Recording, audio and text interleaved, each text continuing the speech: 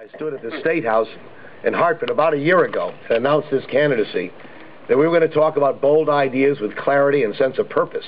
And I've tried to do that, I think, over the last year or so, insisting that this debate be about our Constitution and getting it back from an administration that was assaulting it far too often, in my view. I think it was about national service, which I care deeply about. I've cherished my experience in the Peace Corps and wanted to see all Americans have an opportunity to serve their country as well. And so it was about that issue as well. I'm proud of the ideas we brought to the debate, and others embraced them along the way. Certainly the issue of global warming. Deeply proud that Al Gore called our plan the bold and honest plan. Of all the candidates out there, talking about how we deal with climate change as well. I appreciate talking about it in that terms. And talking about health care, and certainly talking about Iraq as well, insisting that we have a new change in policy.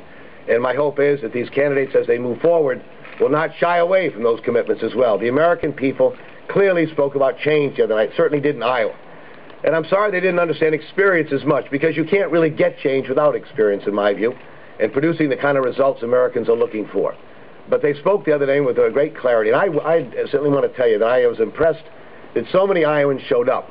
The largest number of people ever showed up in those caucuses, about 120,000 people 4 years ago. The fact that some 250,000 showed up give you some idea of the change that people are looking for in the country. And I hope what Iowans did will be reflected all across this country, that more and more people will come out and participate in this process of deciding the next president of the United States. So I'm deeply honored to have been involved in it. I want to thank the people of Iowa and New Hampshire and South Carolina and Nevada as well.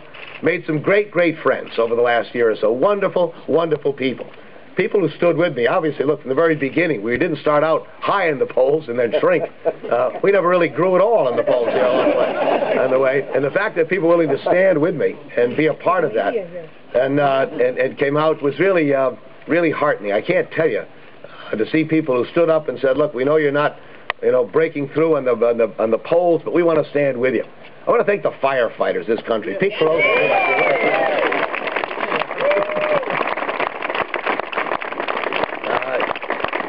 Just a remarkable group of people who stood with me beginning last September and all the way through the process, and so many others. I'd be remiss here if I didn't thank my chairs of the delegation. I want to thank Rosa. Rosa DeLauro was just terrific. And Sandy Cloud and Jim Sasser and Javier Becerra.